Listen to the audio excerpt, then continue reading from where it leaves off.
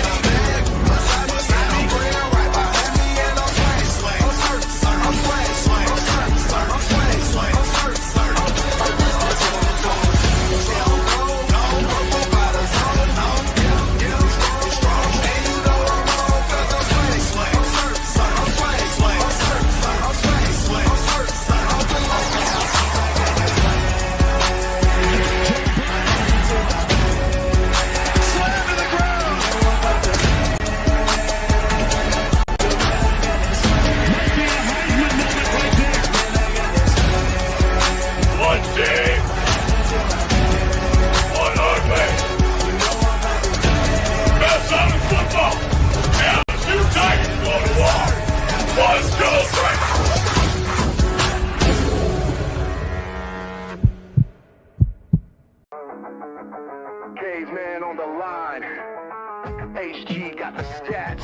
No filters, no suits, just facts on blast. He seems like no nonsense guy. Like re-emphasize that for the Saints fans out there on TikTok. Caveman. What did you just say? The rebuild starts right now. Marshawn Lattimore's gone, so the defense, like, we're not getting any better. To the left, got the edge and grind. We break it all Get into down Smith. like What a pass! That's it!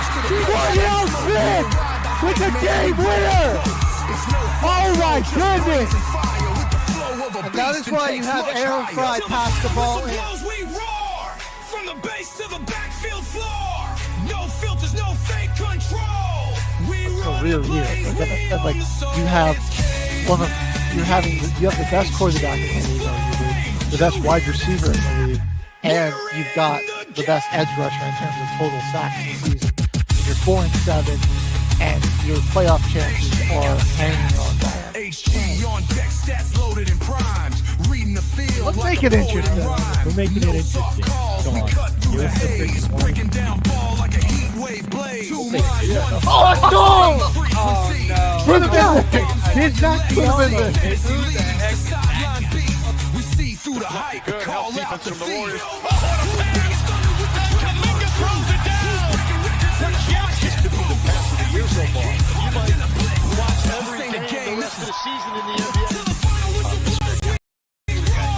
So don't you go saying that you're never going to see that. You're such a hater.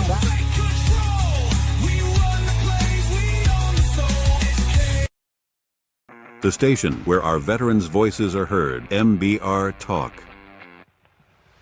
Hey, thanks for tuning in. Welcome, Quack. Program are those of the speakers and do not necessarily reflect the views or positions of any entities they represent. Find us on the web at mbradio.us.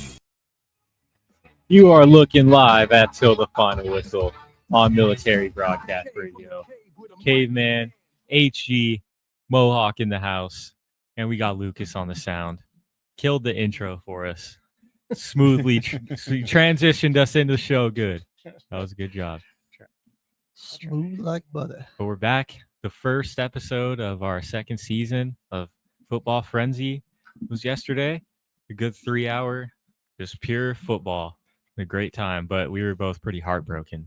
Saints and Broncos lost. Yeah. Saints were probably going to lose, but Broncos got heartbroken a little bit worse than the Saints did. Top one. Still have no doubt though. We're gonna be fine. Niners 2-0 Yeah. with Mac Jones even. No, dude, Mac attack. Jimmy, you should have seen Jimmy in the group chat. It was going crazy, saying that the 49ers are going to sign Mac Jones for a cheaper deal and just let Brock Purdy walk after this year. It's like, hang on now. Hang on. Last time Mac Jones played the Saints, he was on the Patriots, got benched by halftime for Bailey Zappi, and the Saints won 34-0.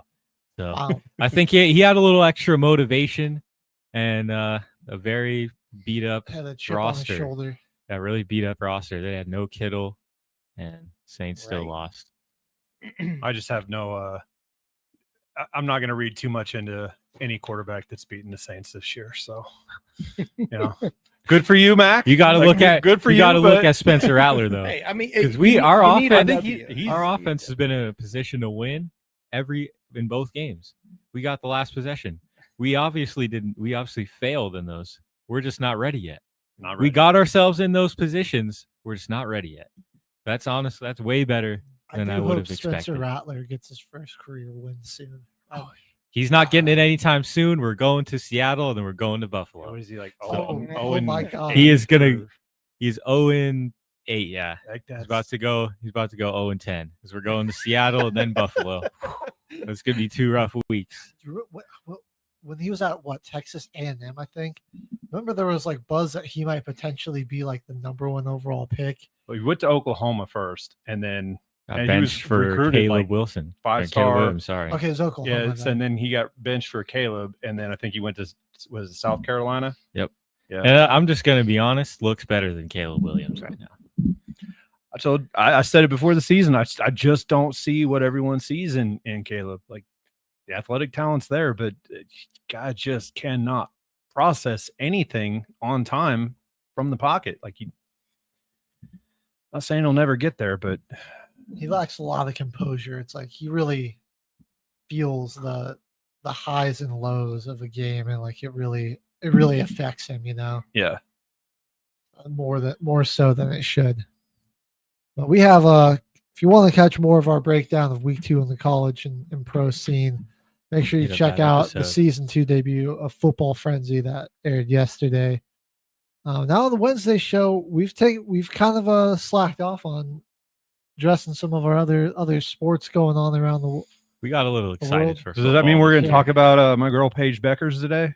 We are. Yeah. We are. Because it is the first round of the WNBA playoffs. We probably won't be talking about her much because her team didn't make the playoffs. Yeah. But good season out of her, though. I would say she's going to be a stud in that league. They just need a lot of talent. Really, really bad team around there. Let me grab her averages on the season though before we jump into the playoffs. Where is she here? Like Caitlin Clark's first year. Didn't really have too much Clark help. did get her team to the postseason. I'm just gonna say that they had a pretty awful year. Yeah, they were last place again. Dallas. Yeah, they got another number 1 overall pick coming most likely. Right. I just think they have no front court really. Is the big issue? It's just a lot of it is just like Agumbawale and Beckers, and then it's a significant drop off in talent behind that. But yeah, well, Paige on the year finished with averaging 19 points, solid, 4 rebounds, 5 assists, dang near 2 steals a game, and half a block. So that's where I think she's really like great offensive engine, but really underrated defender. So I think it's going to develop more. But yeah, they just need. You got like the 3-point shooting out of Agumbawale, but the rest of this team is just not very good. And look at another number one pick, and hope. I don't even know who's. I don't even know who's projected. Is it that girl out of USC? What's her name? Juju. Yeah, she tore her ACL, but I mean, it's going to depend on how healthy she is. Yeah, She's phenomenal. She got hurt late in in the pretty season. late in the March Madness tournament. So And then to be honest, I'm not great about keeping up with collegiate until the season starts.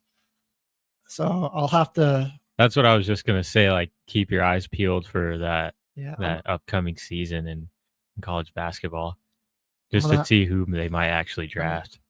I'll have to see who's been playing because I'd imagine it'd be Juju if she can come back and be healthy because this would be going into her junior year, I believe. Yeah, because she was a sophomore last year. We'll have to keep an eye out and see who it is. But that would be an interesting pairing. But then again, I don't know if that would really help Dallas too much because again, it's like they don't need another guard. Like who they need a big. They need.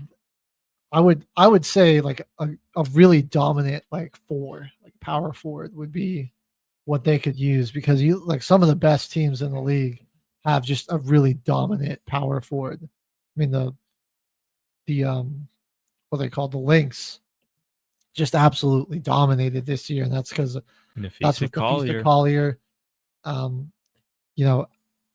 Asia Wilson, she can play that like 4 or 5 spot. So I mean, she operates as a power forward center a lot of the time. The Liberty, obviously, they got Breanna Stewart. So I think that would just really if you compare like a good forward with a really good guard, that's been the recipe to make your team competitive. And then obviously, they're still going to need a lot of depth and everything. But just looking at the end of these the season standings, give you a recap on what might have happened. So the new squad, the Valkyrie, actually they sneak in there as the 8th seed, first year team, which was so. I mean, they're already in a step in the right direction. 23-21 record. Then under them is the Seattle Storm, also 23-21. They got the 7th seed. Despite Clark missing a lot of the season, the Fever still managed to get in there, 24-20. They made it in. Yeah. So I don't think they'll be able to make some noise. Like it's still a good team, but like Caitlin gives them that extra level of spacing and that lethality from the 3-point range that can really Game 3 make them a threat. We'll get into that matchup with the Dream, but they got a Game 3 coming up. Dream, I knew they were going to be something special this season, but the 5 seed is the New York Liberty. Then you got the 4 seed is the Phoenix Mercury. Atlanta Dream are your 3 seed at 30-14. Then the Aces as the 2 seed, and the Lynx, easy, obvious first seed right there. But we had a couple. I think we've had a few matchups here already at the start of the season or start of the playoffs. Yep, they're the Valkyries and Lynx series 1 game in. We're on Game 3 of the Fever and Dream series, and then Mercury Liberty. I think that's on Game 2, and then the Aces are in their series too. So the regular season concluded on last Thursday, and your first playoff games were this Sunday, and then we had 2 more go tonight. That was the Fever and the Dream, and then the Storm and the Aces, which that's going to be a really exciting series. But let's we'll dive into. Is Caitlin Clark even playing right now? No, she's done for the year. Yeah. Oh, do we know about Sophie? Yeah, she's Cunningham.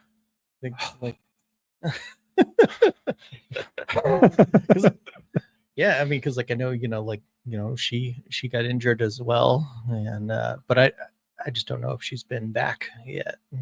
Yeah, I think they said she's going to be done for the year. Oh damn! So they got a tough series here. They're easy out then. Yeah, I think they'll probably. I mean, I believe they did even the series up, but the Dream are really really deep team. Yeah, and I think they're going to need their star player really. This is they got to win this game to stay in it. They brought it to 1-1. Mm-hmm. Do they play 3 or 5 game series? The first round is best of 5. Best of 5. Yeah. And then it goes best of 7 for the remainder of the playoffs. still think that the NBA needs to go back to shortening in the first round. Yeah, I can kind of agree with playoff. that. There's certainly a lot of series where it's like, all right, are we really are we doing this? the 7 games? And then it's like, oh, the team that is not going to win will sometimes still get a win, and it's like, all right, I mean, that's bound to happen, and so now we got to play 2 more games instead of. I think the first round should be like 3-game, 5-game tops, but like 3-game series. Best like 2 out of first 3. round. Let's go. That's what I think's reasonable in the first round. There's a lot of matchups to get through. And especially because if they're doing that, then they can shorten the later or spread out the games a little bit in the later season. Hopefully avoid some of the Tatum things. A lot of like playoff injuries, Halliburton Right. as Many. well. Like Trying they're making these guys just play so many games in such a short time, and we saw how many devastating injuries. and that's the single worst thing for the game is Those injuries force those entire rosters and teams to change. Yeah. In just a matter of a few months. Well, and it's like now those guys got hurt in the postseason. We probably won't even get to see them next season. Too. Yeah. So it's like, And I think the owners are going to have to start taking that into consideration because these contracts are getting. You got $300 million invested in. You're paying players $80 million a year. Yeah, let's maybe try and do what we need to do to not injure them. keep them healthy. All right. Well, I'm going to go and dive here in the game 1 a little bit of the Lynx and the Valkyrie. And it's a pretty easy win for the Lynx. They handled business 101-72. And this is the best starting 5 in the league here. Collier, who I think is going to win MVP pretty easily. Really well complemented by Alana Smith and Kayla McBride. Bridget Carlton as that lead guard there as well. And then Courtney Williams bringing up the rear as the center there. And so they just took care of business, those 5. But then you look at some of the bench depth where you can have a player come off your bench. Natasha Heidman score 18. Jessica Shepard give you 12. They'll pretty easily take this series. They're still my pick to win. Oh yeah, win it all. I just think in a 7-game series, this team against any other team is going to be able to. They're gonna take care of business. They came out of nowhere last year. They were off everyone's radar as like one of the top teams. Ended up getting pretty far in the playoffs last year. They went to the finals. Went to the finals. Now this year, right back in, they got an MVP candidate. But yeah, this should be an easy series because the defense, man, they generate a lot of turnovers. They clean the glass. Like in this game, just 10 more rebounds, got 5 more turnovers, and they can score off them too. Right. Like they can score if they want, but that's where they get really dangerous. Is like they can turn it into a slow, grinded out type of game, and then they've just got an absolute post surgeon and Collier that just take care of business. Slow it down, play at their pace, and that's like torture, man. And you just can't stop Collier, and they're taking the shot clock down to the final few seconds to get her the exact look she wants, man. Like it sort of reminds me of back in the y'all remember Zach Randolph how man, the torture chamber. Like she kind of reminds me of that style of play with them, where it's like that'll be their philosophy. Sometimes it's like just put. It's one-on-one, and just put them in the torture chamber. So the Valkyries and the Lynx, their game tonight. Valkyries, the line's 10.5. So who do you? I'm not talking who wins, but do you think they cover 10.5? I honestly their largest lead in this game was 36 points. This last one. So if you were a betting man, 10.5 points, would you give up 10.5 points to take the Valkyrie? Or would you go with the Lynx? I would go with the Lynx. So you think they cover 10.5? Yeah, they're gonna. I think they're also trying to they're gonna make it like a statement. I may be asking because I may go ahead and just make a bet on it, just so that I can either like him more or dislike him more. I think the Lynx cover. Okay, I think the Lynx cover. It's good enough for me. They definitely covered in this game. That's for sure. They're just gonna beat the brakes off of the Valkyrie in round 1 and send a message. And it's at home too. Right. So. They're trying to build up on this. And so I think they they're really hungry from last year. They came so close. I mean, it went down to a game 7. They were So right I there. think they want to send the message to everyone else like that we are coming for this title, and they're locked in on that, and they're not going to go easy on anybody. Do it pulling like a Dan Campbell running the score up type deal. I mean, if you needed any more help with that bet, the Valkyries shot 29% from 3. And if they're down 36 at one point in this game, they're definitely shooting a lot of threes. So just as a team, they're shooting very poorly in this series. They're not able to shoot out of this. Look at that points and paint difference. Oh yeah. Oh my 44 God. points in the paint for the Lynx and 18 for Golden State. Over under is 151.5 points for the game. 151 for the game tonight. Would you take the over or the under? I mean, I might take the over just because I think Minnesota will score triple digits or pretty close to it. And so you're probably like, then the Valkyrie are probably what was good put up in like that one? 60. 173? Yeah, 173 is total on this one. So I wonder why the over under is 151.5. Wonder if there's injuries we don't know about or something. Let's see. We'll get the injury report. While he's pulling that up, move on to next I think one. The other team that might be the biggest threat for Minnesota is the Aces, who really were looking shaky to start the season. We're definitely missing Kelsey Plum, but they got it going. What a great name, Kelsey Plum. Yeah, it's a great name, bro. She broke Darren Waller. She divorced him, and he like. Oh, that okay. That was Darren Waller's a rapper. Wife. And that it messed him up, man. So yeah, we'll go with that. But I mean, I'll just say he started acting crazy after Kelsey Plum divorced him. That's what divorce does. No data available for injuries for the Lynx. Huh.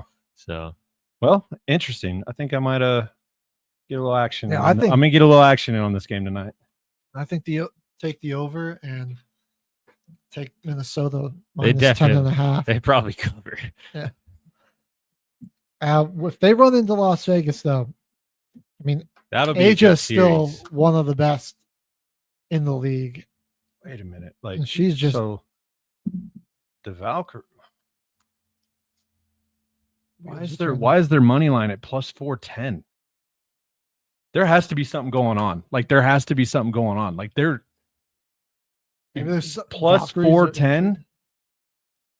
Well, let me just go to the scores and let me read the recap on the upcoming game because something's afoot. Like literally, something has to be going on. Plus, like they're that big of dogs. Crazy. And when when I was looking at that wrong, when I say the Valkyries, like I can take the Valkyries to win, and as long as they come within 10.5 points, they could still lose and I would win the bet. So there has to be something going on that we're not seeing. Maybe they got one of their players got injured. I don't recall anybody getting hurt though.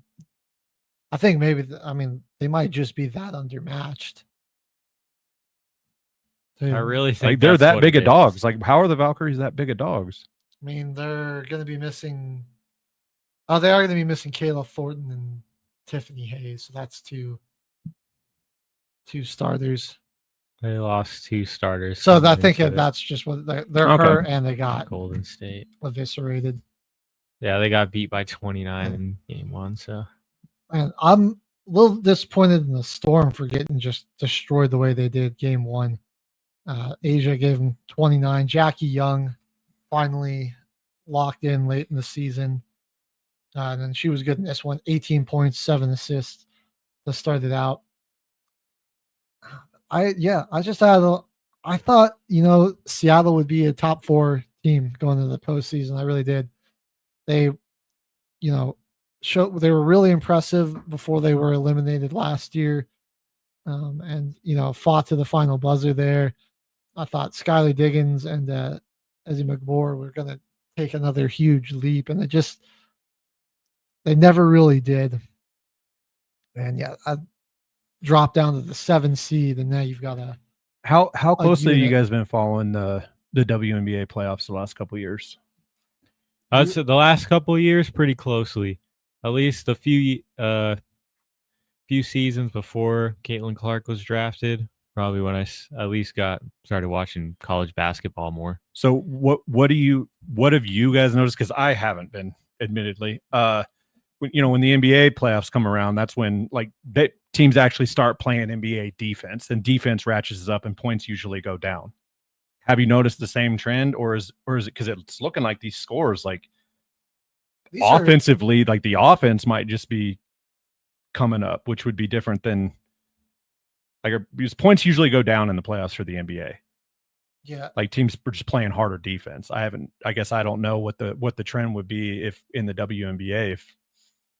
Well, this is round one, so and we're kind of looking at two blowouts, right? More so, yeah. I would you look at this Phoenix Mercury game that went to overtime. That's pretty low scoring here too. Sure, because it's still a 40-minute game. You have 4 10-minute quarters, and so to not usually you'll see at least one team even in the regular season break 80. So for that to not happen, that's pretty defensive. And that's probably our closest matchup you've got of round one here. That's your 4-5. Your 4 or 5 here. These are some of the two most evenly matched teams here. The Liberty won it last year, and I'm looking at how this first game went. Natasha Cloud's been just a really great addition for him. She actually was their leading scorer in this one, 23 points. Finals MVP of last year, Jonquel Jones with 12 rebounds. Breanna Stewart had 8 points, 6 rebounds, 4 assists. And then Ionescu, that's who took Steph Curry on in the 3-point contest one time, got 16. Man, I don't like her 3-point putting in 40 points or 40 minutes in a game. That's going hard. 40. She played 43 minutes. That's going hard. Pretty much. Overtime, yeah. That's all of regulation, a few minutes in overtime. Basically, it's going hard. Basically, they got a good starting 5, but you look at it how not deep they went into the rotation and how few minutes. I mean, really only two ladies off the bench even played any meaningful minutes. That's where I'm a little worried about the Liberty, if their ability to repeat. Yeah, don't do what the Nuggets do. Yeah, they're not they're not deep. It doesn't seem like they've got the depth. It's going to be different for the Nuggets next year. We had some good moves. Their defense. I mean, you look at how they in the fourth quarter and overtime. I mean, look at how they just shut down. The Liberty are 3-point favorites in the game today. 8 points in the fourth, 4 points in overtime. So if they're going to have to play, that's really taxing though on your type of defense to play, locking them down like that. If you're going to go deep in the playoffs, if you don't have a deep rotation like that. But so who are you taking in the game today? Liberty 3-point favorites. Is that in Phoenix? It's in New York. It's in New York. I'll probably take the. You think they got to cover the? We're going on the line, so minus 3 points. 3 points, yeah. They got to win by more than 3. I don't feel like Phoenix might steal one from them. I think Phoenix evens the series, so I would probably take. ESPN bet's got the spread only 2.5. I'm gonna go with the Mercury on this one. Okay, go Phoenix. Yeah, this is our closest matchup. I think probably steal one here and make this one go to a winner go home scenario. I think Mercury take this one. They lost. I mean, Taurasi retired, and then they moved on from Griner, and they just needed to get a fresh start as a team, and it really, it paid off for them. It's kind of Alyssa Thomas taking over the team and then handing the reins off to Kalea Cooper. Pretty much averaging a triple-double. Oh my gosh. Yeah. 15, 8, 9. My goodness. They've been a pretty dynamic duo here. And then they got the big move is they got DeWanna Bonner off of the Sun. And in this game, man, she's playing coming in for them off of the bench. That's an all-star caliber player coming off your bench for you. So That's pretty huge. I mean, the Liberty got a good enough starting five. I mean, it's probably the second best starting five behind the Lynx, to where they're gonna take a couple games from you. But I think ultimately Phoenix, with their depth, is gonna win this series, and that's gonna be what's gonna carry them deeper into the postseason here. So, yeah, I would say take Phoenix if you're betting on this game tonight. Take them tomorrow. Yeah. And our last one, the Dream and the Fever. Here in game one, Kelsey Mitchell, valiant effort and a losing effort. Didn't get a whole lot of help from the rest of her teammates. She put up 27, and the Dream kind of just were really okay with just letting her score and taking everyone else out of it. And that's where I mean it's like you kind of miss having Clark, because they're okay, like making Mitchell score in the mid range, and she's not much of a 3-point shooter. So she's gonna, she's gonna have to play a lot of ISO, but she's only gonna give you a lot of twos. And even then, she only shot like 50%. And you're not getting the type of looks that you. Jimmy, what the heck? Oh man, the madman in the comments. He's always trolling. I would say, yeah. Now you're. I mean, I wouldn't be opposed to that. You gotta make it a little easier for him to dunk. What's the harm with that? I'm not gonna sit here and say that I completely disagree with him. It'd be kind of cool to see like Asia Wilson. I want to see Brianna Stewart like put another person in the rim and back him down in the post, just turn around off to like a big man dunk. You know what I mean? That would be pretty sick. That would be. Now we're gonna move on to game 2 in this series, because the Dream actually were able to even it up here. Yeah, this is 1-1. So we got a couple that are going to probably come down to at least a game 4, maybe a game 5 here. And then this one, I mean, what was a very, in rhythm and high paced Dream offense. I mean, they just came to a screeching halt. I mean, Ryan Howard and Tiana Paopao, the only players to even score in the double digits. So that might be tough for them in this one. Yeah. Fever 7.5 point dogs in the game tomorrow. Ultimately, I think they're probably not going to win this.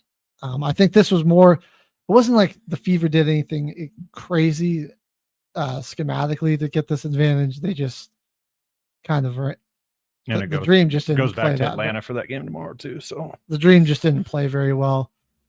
I would still take. I'm gonna still take them to win this series. 7.5 at home. I think the Fever might cover that. I think we'll probably get a close game tonight, just because it's tied up. So you're thinking 7.5?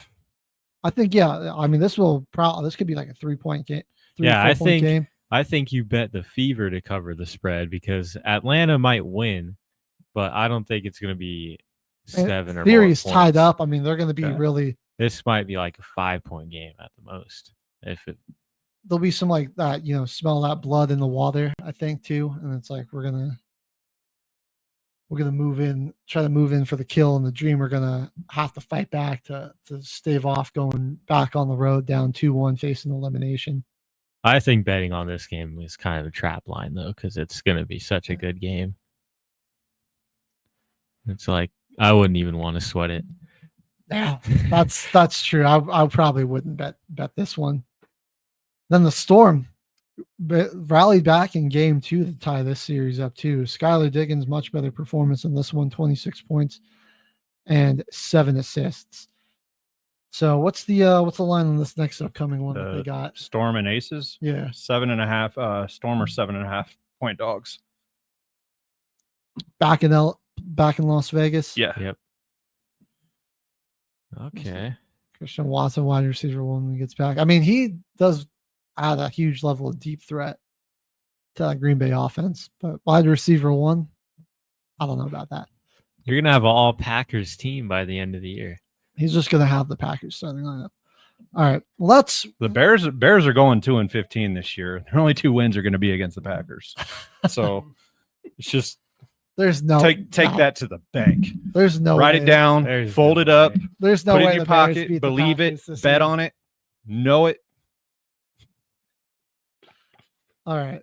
We're getting a little low on time here, so we're gonna quickly jump over to the NBA and talk just a little bit about this scandal going on with Kawhi Leonard, baby. and Supposedly just get got- everyone's thoughts on this. The way that they found out was Fill me in on what's going on. I'm unaware of. so Kawhi Leonard has an endorsement deal with this company called Aspirin, which is so he's never really publicly endorsed them at all, but over the course of 2022 to 2025, he's been paid nearly $28 million Okay. in cash. And so Steve Ballmer, the Clippers owner, has donated this company like to the tune of like 50 million or something, and they've had, so he's attached to it in some regard. And apparently when they were in the middle of a fraud investigation, it came to light that some filings came to light of all the creditors whom Aspirin still owed money to, and Kawhi Leonard was on that, and it was to a company, a KL2 Aspire LLC, a corporation that lists Kawhi as its manager. Okay, so I guess the scandal is that Ballmer is using it he's as like putting kind of mon- laundering money and paying into him this extra. company. Paying him under the table, pretty much. And yeah, like Kawhi is basically Okay, so that's the manager scandal. of this company that it's a no-show job, and it's just to give him extra money to circumvent the salary cap. Sure. And this all started literally when he was the hottest free agent on the market. Sure. Well, after he signed with the Clippers from the Raptors. So he's been getting paid. How do you think they got him? I don't know how I feel about this. Basically, I think there's just people. What money you make off the court is what money you make off the court. Like, I don't care if he wants to.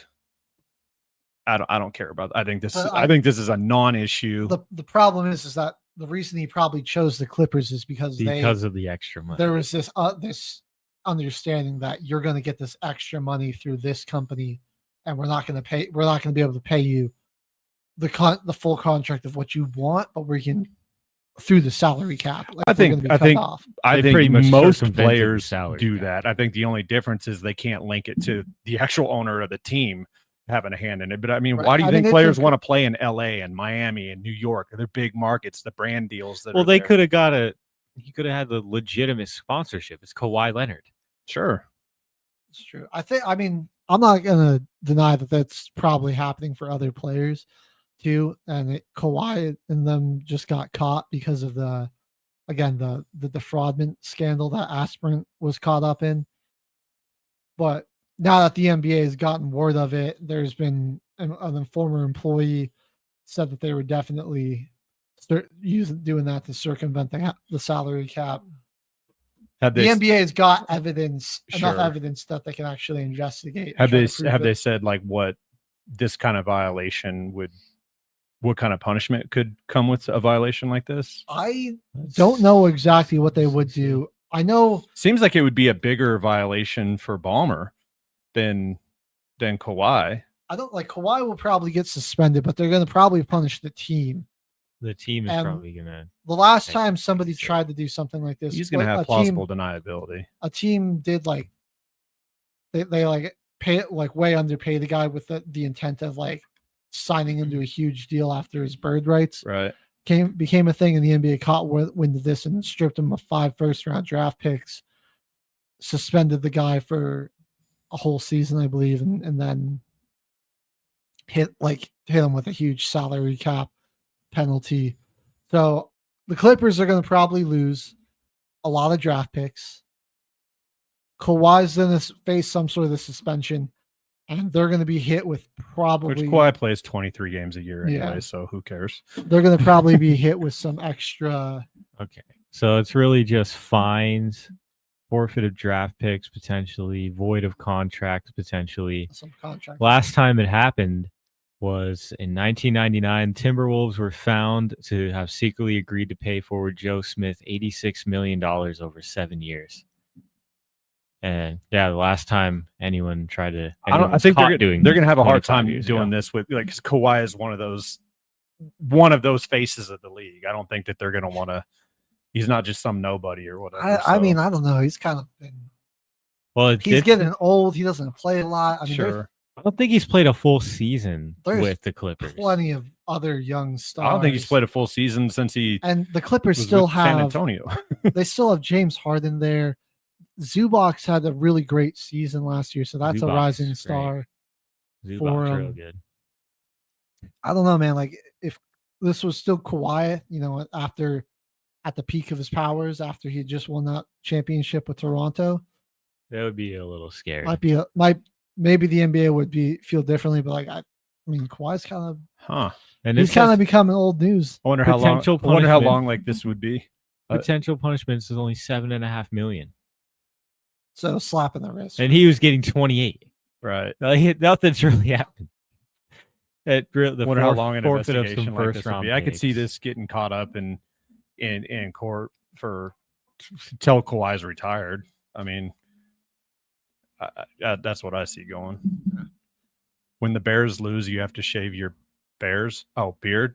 Are we talking like straight up, or are we talking like I get whatever the line is? I get the points, whatever the Vegas line is. Oh, I mean, that's a fun. Is the money line or the I point wouldn't- spread, Jimmy? Mohawk, What I do you would not got? do this, man. Yeah, no. Packers you're are going to slaughter the Bears. Yeah, well, Yeah. if the line's 17.5 points, like, I don't know, but do you understand what level? Like, I don't know if he can grasp the level of what you got to put on the table if you lose. Straight up. What do you got to? What are you Because doing? Do you know what this beard is worth? Do you know what this beard's been through? All right. It's been through some. If the Bears do win, Jimmy, you got to cut your thumb off. Wow. Yeah, Would that be? I'll Shave shave your your hair, hair. like, He's if got I- long hair. He's He got does. pretty long hair too. So he'll go bald. Oh, I don't know about that, brother. He'll go bald and not be able to win a college football. I Playoff game. might need a pound of flesh for the beard. Dang. We'll see. Honestly, I haven't seen his hair though, so It's pretty good. Jimmy, send a picture of your glorious hair there in group chat. yeah, to him. All right, we gotta go on break. When we come back, MLB playoffs are right around the corner. We've got a breakdown of that coming up, and We are behind. a new exciting team builder challenge that will be kicking off today. So stay tuned for that. You're watching Till the Final Whistle on Military Broadcast Radio.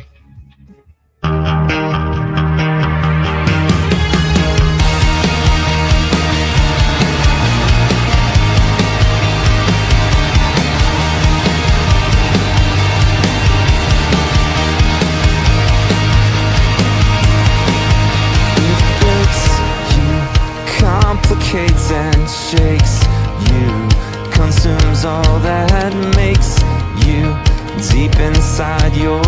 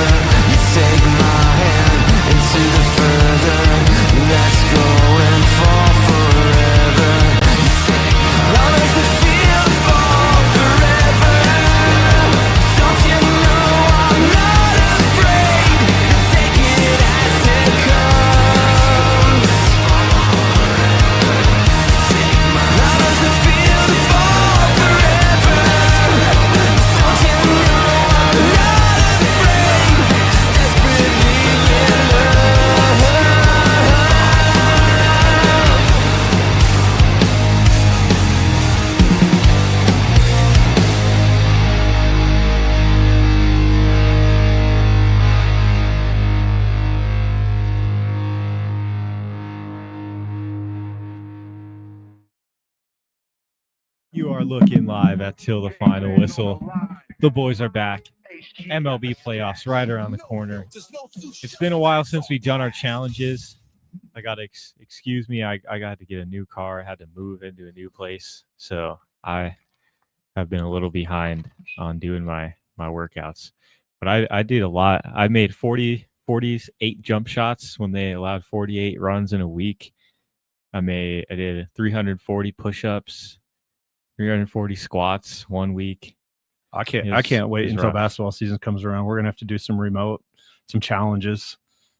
That's what we're gonna That'll have to be do. fun. Mohawk has 50 push-ups in his future. I I thought you had to do that during the show. I thought you had to do that. It's not gonna happen during. It'll happen before I leave the studio today. But yeah, I lost that bet. When the Packers beat the Saints last year, I had 340 push-ups on my book. That Monday night football. You bet 340 push-ups? Me and Jimmy, I knew the Saints were going to lose, but me and Jimmy put up a bet. 10 push-ups per point scored. That's how I've been doing it for the Rockies. 10 push-ups per run. 10 squats per run. And the Packers scored 34 points. I think it was like 34-12 or something was the final If score. this man's willing to make bets on the Saints against a team like the Packers, like you're the guy. I got some. You're betting the Bears against the Packers. I got an extended car warranty. You're betting hair against that. No way. Great. Now, I came in. I hate the Bercy Robo. The Packers won that game 34-0. Oh, and so they lost by 34. So yeah, it was 10. It was 10 push-ups per run. Oh. It was 10 push-ups per point. If you they lost by. Yeah, if you lost. Mm-hmm. That was a brutal week for you.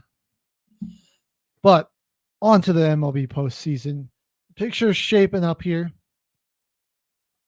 I mean, I'm just kind of beaming with joy to see that the Toronto Blue Jays, if the season ended today, would be the number 1 seed in the NL.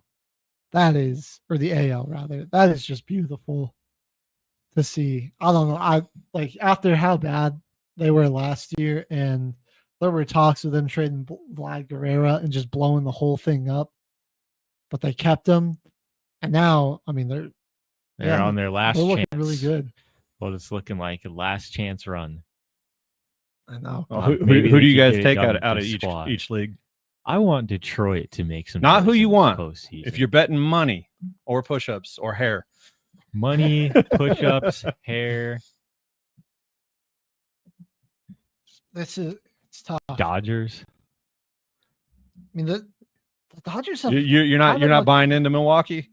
Dodgers haven't looked like that good.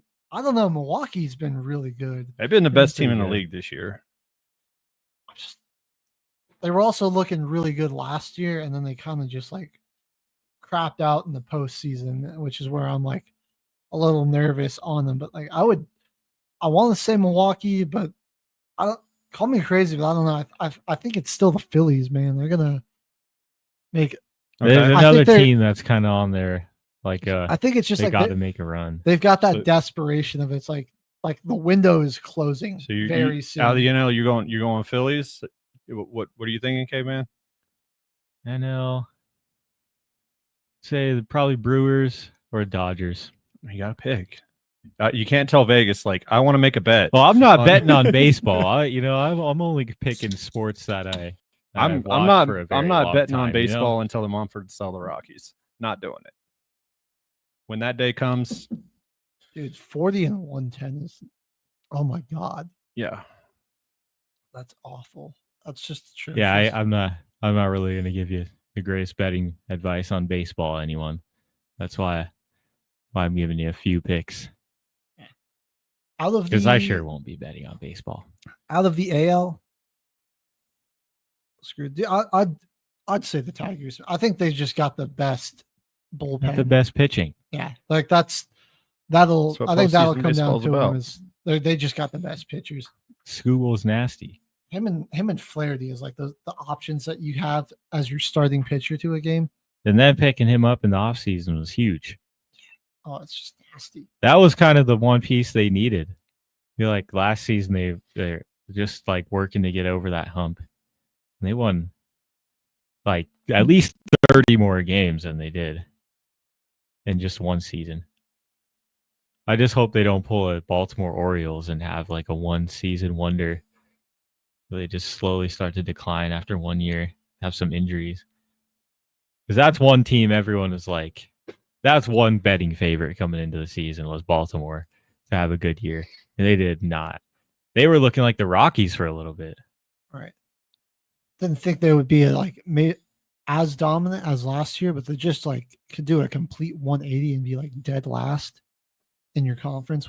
I did not see that coming. Yeah, no. Savannah Bananas would win more than 41 games this year. Probably. Oh, you see, please, Rockies, like, come on. See how they sold out Coors Field too? Yeah. The Rockies aren't going to do that for a done, while. haven't done that in years.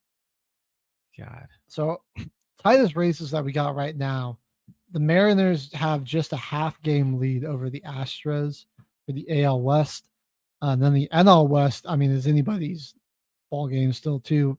Dodgers have a little bit bigger of a lead with a 2-game lead over the Padres, but they're neck and neck right there. Padres, I do think could. I mean, LA isn't careful. They could sneak in. Could definitely. I would love to see the Padres overtake the Dodgers. It's the biggest turnoff about baseball for me is just the amount of money. $1 million rosters. Well, then it's like, why aren't teams just spending anything that they have? Why would the Mumford have? spend money? Like, if people are going to continue to go to these games and look at this product and they're still profitable, they're spending money on the stadium and just on random amenities and let's stuff. Let's spend $20 million on a bar out in right field, but what they bring last year, the party give deck, Nolan party Arenado deck away for a bag of baseballs and some chewed bubble gum, and we're still paying them. We're still. I know that's what I'm saying. Like, doesn't make any sense. I saw that. Do better. Both undefeated matchup, Caveman versus Jimmy Covers in NBR fantasy this week. Maybe we could use NBR to start the movement to like boycott the Rockies here in Colorado. That's why I've been doing push-ups. Why I've been torturing myself, working out. Let's make the team a little bit better, guys. How do you allowed 50 runs in 7 days? How is that even possible? There was one game I haven't done the push-ups for that yet, but they allowed 19 runs a couple months ago.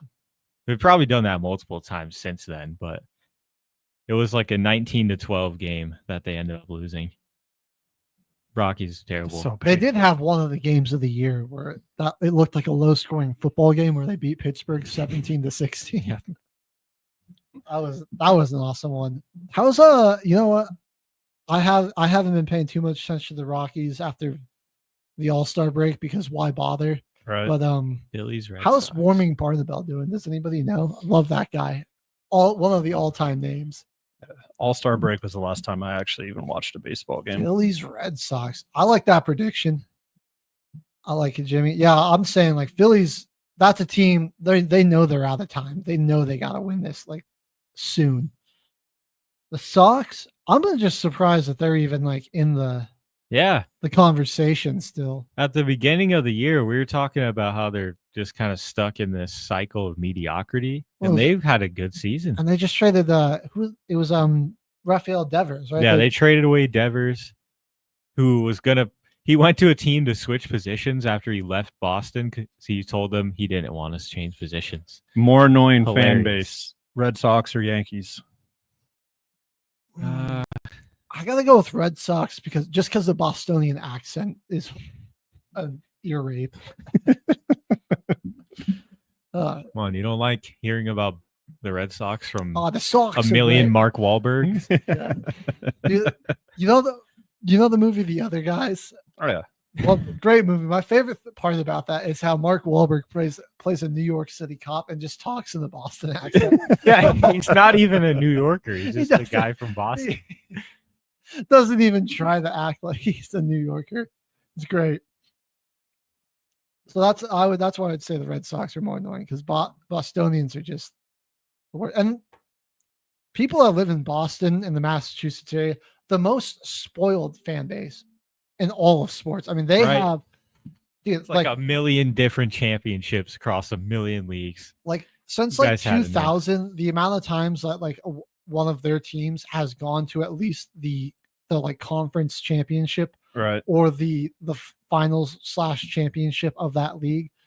I mean, it's like they have at least one like almost every year. It's sure. insane.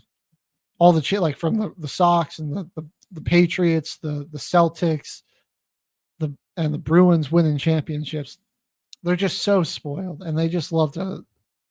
They don't even see it. Like they don't, and they just hate seeing like other people on like less spoiled fan bases enjoying themselves when their team does have a success. And it's why I hate people from Boston and LA. They just love to rub. Let's turn into us. I hate people from Boston. They just love That's not the official position of the show. They just love to rub their team's success in your face when your team's doing it. It's like, oh well, our team's done this, and I'm like, I can respect that though. Shut up, bro. I'm just happy my team is doing well right now, and it's like you're bringing up shit from 10 years ago, like, oh, we're talking about the 2008 finals. Like, I don't care. That's a list. That's a list we'll do in the future. It's just most annoying fan bases across any sport.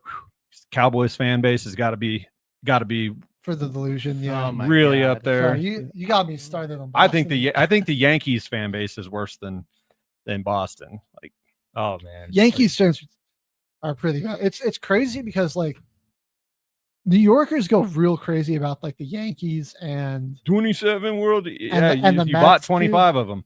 But it's like they aren't as crazy about like their other teams. Like they still got like passion about it, but it's like they go because extra hard for the Giants and the Jets were yeah the Yankees and the Knicks recently. They've been giving a lot of love to the Knicks. I don't know. Like leagues are better though when those teams are at least relevant. Like so, I'm obviously not a Knicks fan, but I'd like to see them. They might have annoying fan bases, but they are big fan bases. So it does help out the league quite a bit. Help out when they make it. Just gets a lot of eyes on them.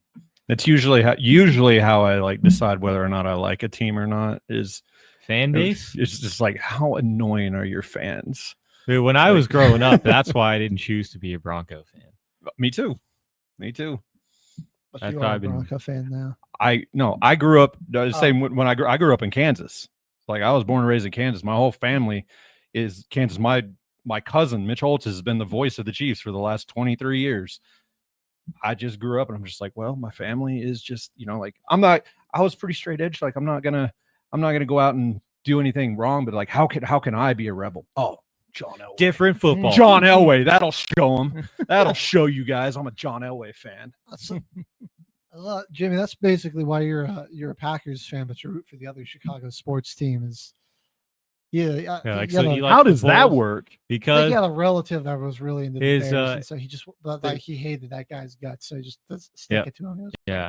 We're going with the Packers. It was a family. Also, there's that's a weird phenomenon of like there's like people that will like live in the city and be like a fan of like one other sports team, but then be a fan of their city's other sports teams. Like I understand that to a certain level because I do have I do have friends that like they'll do that based on like if you like maybe their hometown team or hometown didn't have a professional team or something, but they really fall in love with the player. So they're like, I'm gonna be this team's fan until this guy's gone. And so that's the only time I'm okay with the jumping ship and stuff like that. But I think we can all agree though that the worst type of fan is the guy that's a Yankees fan, a Cowboys fan, a Lakers fan.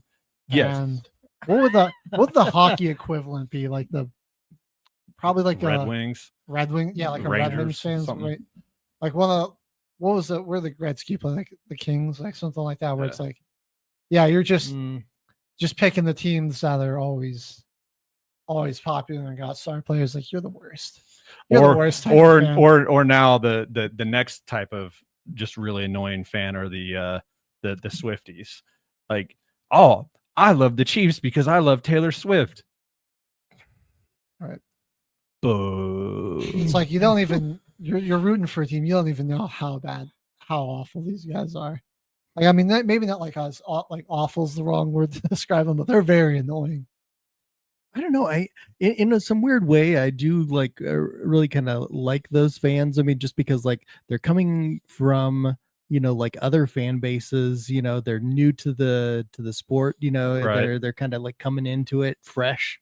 And so we know why they're here. I mean, it's not like it's nothing like malicious of of just Right. like like them just I don't know loving the Chiefs. I don't know because they're like the best football team or Right. whatever, so I don't know, like those fans, they got a special place in my heart, just because they're just kind of like coming from a very, I don't know, if I may say so, a pure place, of Here's one for you. Do you think there are more Chiefs fans who were not Taylor Swift fans who are now Taylor Swift fans, or there were more Taylor Swift fans who were not Chiefs fans who are now Chiefs fans? Like, which one do you think helped each other more? I mean, I think like now you've got like little girls that are just wearing like Kansas City Chiefs stuff, Right. and I don't know, I think it's kind of cool. Well, who are the single guys? Bo's married, he can't do it. But like, who are the single guys on the Broncos that need to get right and like find the next Taylor Swift and get on the knee? Who would that even be? Like, if you're talking about like another female pop star, like Ariana Grande. Let's get No, that's Bo Nix and Sabrina Carpenter. Bo's married. We can't do that. Like, there's got to be a there's got to be a young Bronco that.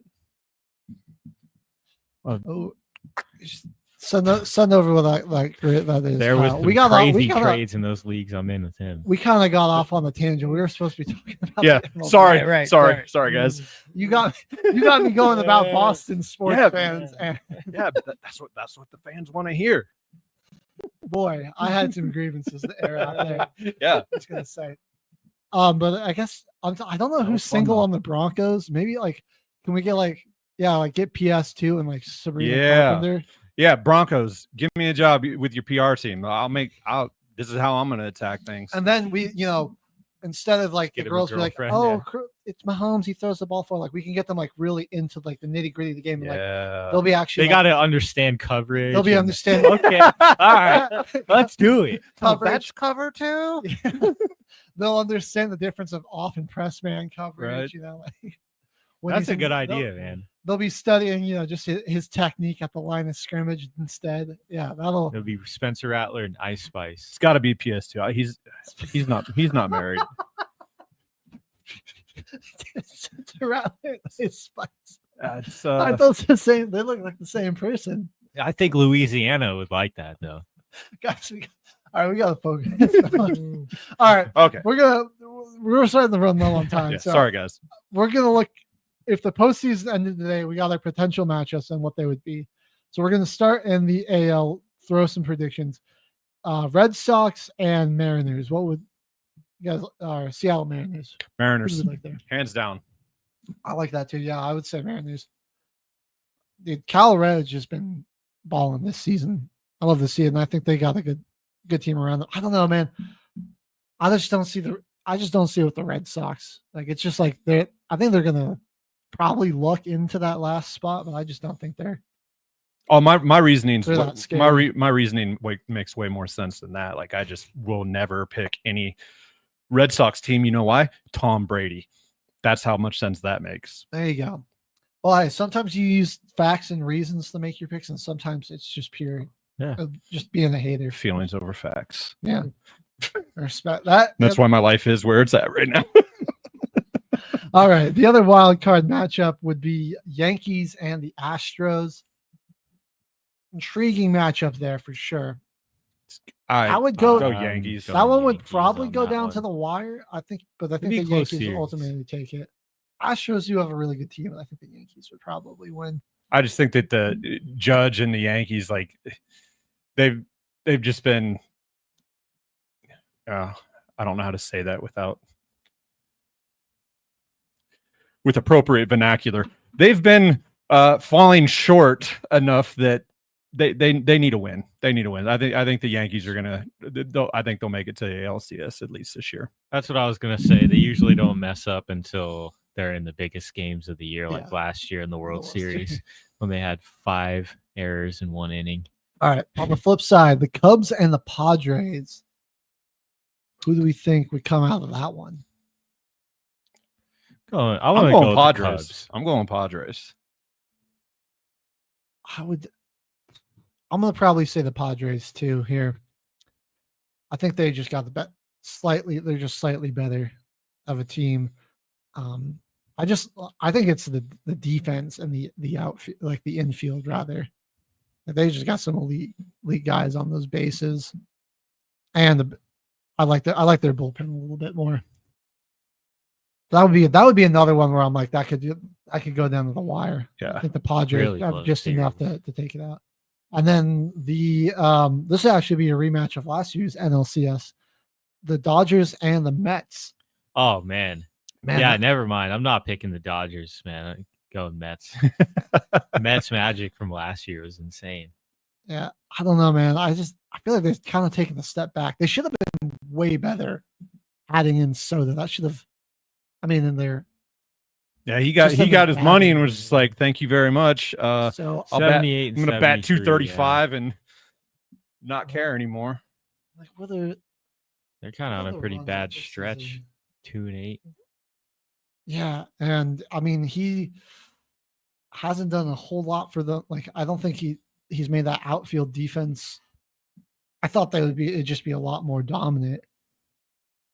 But so for that reason, I'd probably go with the Dodgers because I think the Mets have just been underperforming all year. Sure, man, they should have been like they're one of those $1 billion lineups. Like they should be looking for like a 1 or the 2 seed. You know, they should not be fighting for that last wild card slot. All right, well, those are our predictions. Let us know who you're rooting for in the MLB postseason. Kyle, send us over that trade if you want to get a grade on that. We'll be happy to talk about it. And while you do that, we're going to go ahead and jump into our team building exercise.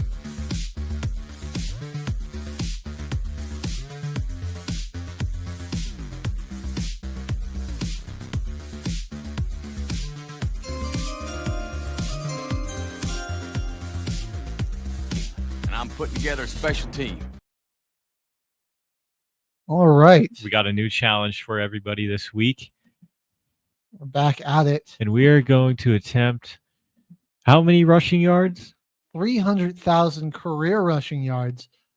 And since we basically have to essentially get like the top, we're going with 20 people. We learned our lessons from the passing yards one. We're going to take 3 names and we're going to double their rushing yard totals. So we're going to first, before we do that, we're going to have to randomize. Hold on, let me get my notebook. We're going to have to randomize. Just ask the chat to pick 3 numbers between 1 and 20. 3 numbers, 1 through 20, and then we can start spinning. Gotcha. So we'll just you know do what? it like that. First comment that comes in, 3 numbers, 1 through 20. You get to decide what 3 spots we're going to double. Drop the comments. Bengals.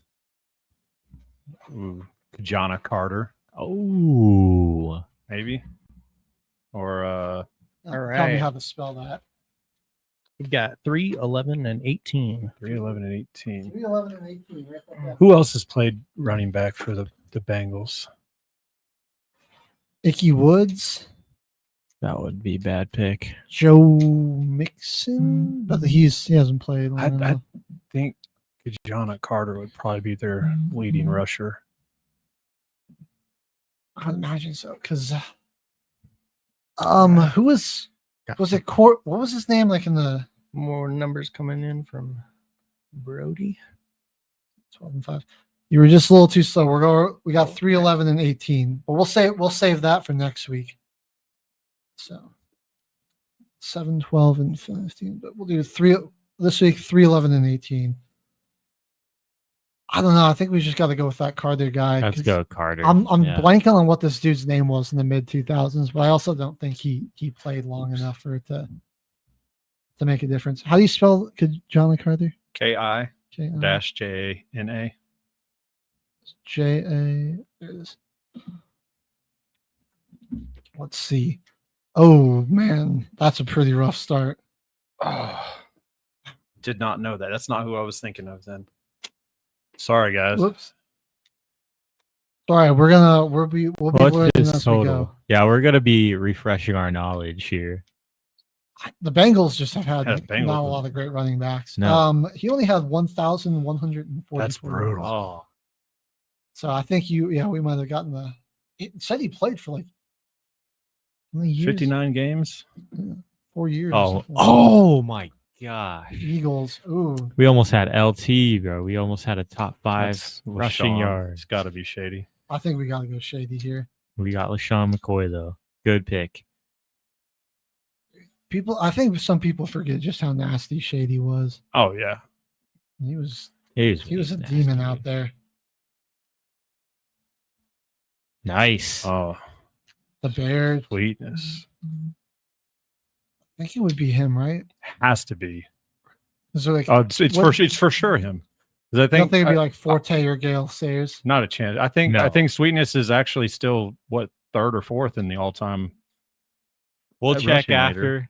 We'll see it when we pick him. Maybe I'm thinking of somebody else. I don't want to Walter cheat. Payton his career got ended a little early because of injuries, but maybe I'm pretty sure he was the all-time leading rusher for several years until. Yeah, I think I'm overthinking it. Let's just get Walter Payton up there. Yeah, that's a good one. I think he's still up there because Frank Gore is 3rd in all-time rushing. Did he pass yards. Frank? Did Frank Gore pass him? It was the right choice. 16,720. And that's 3. That would have been a good. Is that the 3rd? Yeah, that's the 3rd one. Okay, yeah, Let's go. I get to get doubled. I'll have to add this all up at the end over a break, and you'll have to wait over the break to find out what the score is. Oh my goodness! What? Thurman? I think it's Thurman who's got. We're getting good spins. We could take Marshawn here, but I think Thurman has more. I think it's Thurman. For career though. God. Career Marshawn might have more rushing yards. I think career Marshawn, because I think Marshawn's over 10. So I think isn't Thurman's Really? like Was 11 he- something, isn't was he? he with them for I that think long? I think it's really Not too long. I mean, the Bills traded him. He wasn't to, on the to Seattle Mm-hmm.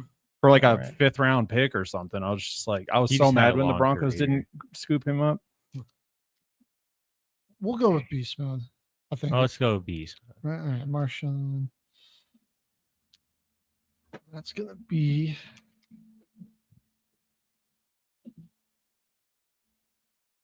He got 10,000. Yeah, I figured he was a little over 10. 400. I don't know. I mean, I am curious if him or Thurman Thomas have more rush yards. Chargers. The Eagles again. Ah, All right. Westbrook, maybe. I was gonna say like Brian Westbrook comes to mind. Saquon just hasn't played long enough for it to I mean, he had a lot. He's also missed some time with injuries. Who else is like maybe even just had a cup of coffee with him that we might not be thinking about? And you might know like a little bit better. Like who are those backs with those like Randall Cunningham teams? I just don't like. I really don't. I think know you're a lot good of because I think Eagles Brian. running I think Brian West. I think Westbrook. I think he's over 10,000 for a career too. I mean, a lot of his yards came from catching balls out of the background though, or backfield too though. That's what I was thinking. He's more of a receiving back, but I don't know. I think he's still a good option. He Let's played do for it. like a long time. let's do it. Brian Westbrook. Yeah. Yeah, 8 years. Let's see there. Oh, That's not terrible. That's not good. Yeah. Because All right. that'd be like taking Darren Sproles, and being like, well, Yeah. if we get at like most his yards were. We could have taken Darren Sproles technically. Oh man, we can't even really say TD because he didn't play that long. I mean, he had the 2,000 yard Broncos? season, but Yeah. he only played what 6 Who years? is our all-time leading rusher? Is it Clinton Portis? Or Floyd? What was his name? Floyd Little. Floyd Little. Was he statting it like that? Because we don't normally have backs that long. Like we haven't had a a long-term back. Who have we had that's come here and left? Melvin what's Gordon. this guy's name in like the early 2000s? That was like before Clinton. God, was he Mike Bell? But okay, I don't know. that's not him. Mike Anderson. I don't know. I think Clinton might be our guy. Portis might be our all-time leading rusher. Why do I not know this? It gets tough when you gotta. There's a few We weeks haven't with the had, like- quarterbacks. Even we had some trouble. It's like CJ. I don't know if he played long enough. No. He had some really productive No. seasons, but he just didn't have the career length. I'm trying to think of have we ever picked up a veteran back that was only here for? Would like Melvin Gordon be up there? That's what I'm thinking right now, but I don't know if He fell off a also- cliff after yeah. he got there with us. He had like a lot of 1,000-yard seasons with the Chargers. I don't know. I think Clinton's probably the Let's safest. go. The safest. I think safe route. Let's go with the safe route. because he did go crazy. He has one of the highest ever fantasy. As far as career rushing yards, though, I'd be willing. TD might even You know still what? be above Clinton Portis. I mean, We're done. We could have taken Jamal Charles. He was with us for. Was he? Yeah, dude, we had Jamal Charles. When he was, like, Yeah. did he ever tail- play a game? Oh yeah, he did, Yeah. on the very tail end of his career. Yep. Huh. So we already That's a good already pull, said- HG. we already said Yeah. Clinton Portis, so we're going to do that. But we now Okay, we know yeah, almost 10,000 yards. That's yeah. a good career. nine a thousand really nine good hundred career. twenty-three. We get Next, the we got Buccaneers. the Bucks. The Bucks. Oh, no wait, I'm thinking of they had Rondé Barber. Did Tiki ever play with them? With his brother? I don't believe so. I mean, we can do Muscle Hamster, Doug Martin. That's what I was gonna say. I don't know. That's another franchise. Where it's like So- they don't have a lot of iconic backs. Allstott was an animal, but he was more of a Yeah, fullback. he was a fullback. Who was their running back when they won the Super Bowl? Warwick Dunn.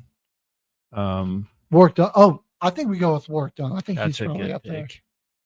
I think he's probably better than what's his face. So I said we lock it in Warwick Dunn. When I was researching this, I do believe I saw him actually fairly high on the list, anyways. So we'll go with him. Yeah, there we go. 10,000. Nice. 10,967. Close to our next. Commanders. Ooh. Sorry to Clinton. John Riggins, probably. Hold on. Who would because they always have free agents coming in. Like who is run through there? Didn't they have Adrian Peterson for a little bit? We got. Did he? Let's double check this. But I think AP did stop there. We're gonna double check this. Because So- Adrian Peterson was on like 16. Oh my God, he's literally. His Let's Wikipedia go. picture Hey, is- Let's good call. go. Good call. Holy See? crap. Yeah, good call. Good I job, didn't know kid, that man. he. These are the things like you don't think about AP as a Redskin. No. He was on the Saints for a little bit, dude. He was like, wasn't he in Seattle for a time too? Or like he floated around. So that's 14,918. Yeah, that's like top 5. He still might be like my favorite running back of all time, dude. I loved watching AP back in the day. Okay. You got Got him him again. again. All right. Well, now we can go John Riggins, right? Is that what I think was? I think that's who we're gonna go with, right? Yeah, I mean, no one else is really coming to mind that went through there. Oops, I gotta put a space there. Let's see here. Pretty good. 11,352. What's the numbers that were 311? So we had two 311 more. and In 18. okay.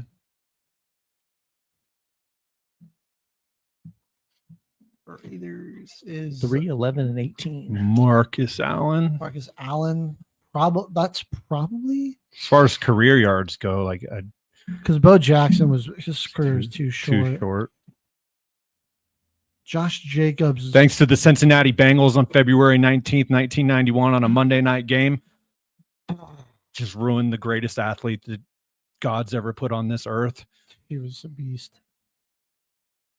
Because I don't think Josh Jacobs hasn't been in the league long. Marcus Allen got to think be it's- there. We're overthinking this. Let's just go that's an all-time great. Marcus Allen. Book it. Alrighty. Easy pick. I think he's 12,000. I think There that we he's go. the only running back 242. that I've ever actually met. Really? Was Marcus Yeah, Allen? was Marcus Allen. It was in an airport. Oh, that's sweet. Yeah, it was cool. Giants. Giants. I think here we want to go TT, Tiki, right? I think, yeah. And that one's We get the double. double on that. So yeah, that's a good one. Good spin to double. What an awesome name. Wish there were more people named Tiki. Yeah, 10,449. Nice. So that bumps us up to like 20,800 something. Titans. My knee jerk is Chris Johnson, but Too short of a career. I think Derrick Henry's already going to be, I was going to say It's- Henry's probably. as far as Chris career Johnson's career career was career too rushing short. yards, I still think Derrick Henry's over 10 already. I'm I'm pretty sure he's like an 11,000 range. so I say we go Derrick Henry here. Chris Johnson was awesome because he was blazing fast, phenomenal. but had Outside a of really his, short like, career. outside of that like 2,000 yard season, he hasn't done. I don't think he was. Yeah, insane. 11,600. I mean, if he keeps this up for a few more years, I mean, he may make a push at that top 3. Yeah, I don't know. Man, it's gonna be so tough to catch Emmitt Smith. He's like Yeah, that's damn near insane. 20,000. Like, Yeah, like 18, I think it is. Jets. 18, Curtis 18. Martin. I think that's probably the Probably best they've had gotta all go. time. I'm just like double checking. As far as yardage goes, like It's got to be. he's Curtis, got it yeah. because I think he's pretty high up there. Let's again, we don't want to overthink that. I'm always just like, was there like a bet that came through Right. there? Well, wait. Actually, before we do that, did Frank Gore stop on the Jets? Oh, Did he? Dude, Frank Gore, like he was on like a billion. he teams he before. played on like 8 teams, 7 or I 8 think we got- teams. Check might be Frank thinking- Gore because he's literally like second or third. Either place they all had time. him or his son Frank Gore Jr. was there for a time. Let's just see though. Nope, New York Jets 2020. Yes, Yeah, we're sir. thinking Sure. Yeah, I did not know that. Frank Gore. There we go. I was like, we just gotta double check before we book it. Yeah, good call. This was this guy right here. Yeah, 16,000 even. That's actually kind of funny. Ravens. What was his name? Jamal Anderson or Jamal Lewis? Got to be Jamal Lewis. He's already I already have Henry. I Yeah, think we it's got got to be Derrick Jamal Henry. Lewis. My only other thought would be Willis McGahee, but there's no way he was like better than Jamal Lewis. Jamal Lewis But- had a 2,000-yard year, didn't he? I think it That was one will have to. I'll have to check. close. I actually don't know. I think he might have actually had a 2,000-yard rushing year. Let's see. That is. That's the right guy, right? He was. Let me make sure. Yeah, I don't know what I'm talking about. 10,607 yards. So doing pretty good here. Or So Ray got- Rice. Do you think he might have had more? Probably not. Jamal Lewis probably Kind had of a, short career. So I think this one we want to go with Jamal Charles. Jamal right? Charles. since Marcus Allen's already gone. Yeah. Well, I don't know. Like career wise. Yeah, it's or Priest Holmes. Man. That's a good point. I don't know. I think it's a toss up between those two. Jamal Charles probably had more career rushing yards because Priest's career got cut a little short. It's true. I think like Charles he had like one of those situations where he was like a super productive back and then he just like stuck around for so Right. long. Okoye, I mean, he probably had The Nigerian nightmare. probably had some Harvey Williams. I think we're Uh, overthinking. I think it's Let's we gotta just go Jamal Charles. Let's see. 2003. That's what I thought.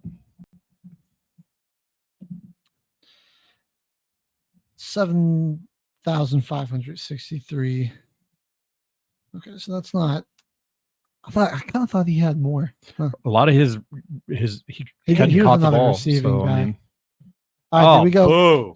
All right, let's not mess this up again. I think we just go Icky Woods, right? I mean, Yeah.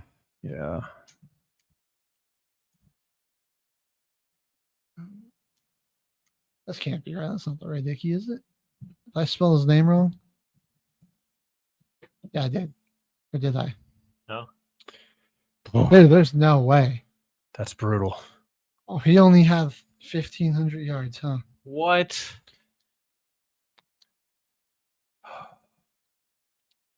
That's tragic. Let me get the Bengals off the screen. Here we get the Titans again. Oh, man.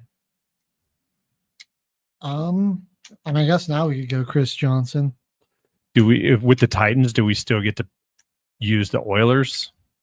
Yeah. Yeah, we can. Yeah. Oh, what was his name? He wore number 34. Why can't I think of his name? Oh my God. Earl Campbell. Earl Campbell. No, he was hold on, because Earl Campbell was still like his thing, like he probably had the best 3-year stint. Like he had a real short career though, so I don't think career rushing yards is going to be. I mean, he was an animal, but I'm trying to think if we can still use the Oilers. I just don't know if we're gonna get any. No, you go CJ2K.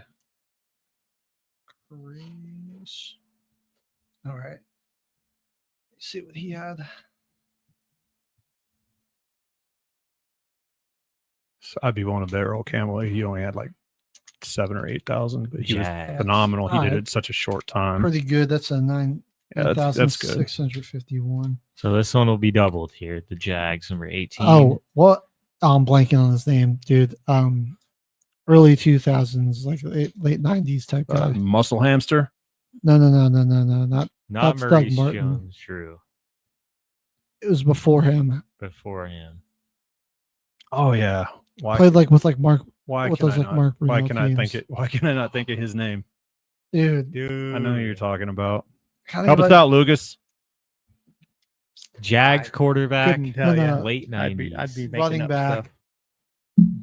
God, I swore he wore. I think it was number 28.